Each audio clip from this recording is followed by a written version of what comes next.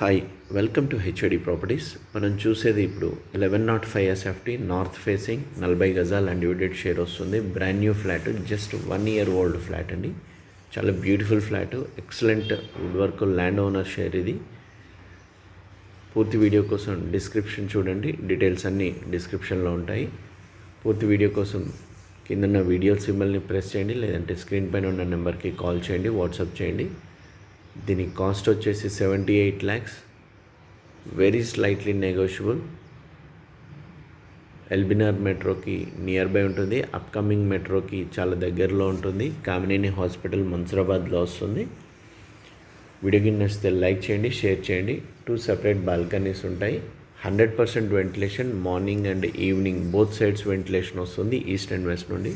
వీడియోకి నచ్చితే లైక్ చేయండి, షేర్ చేయండి.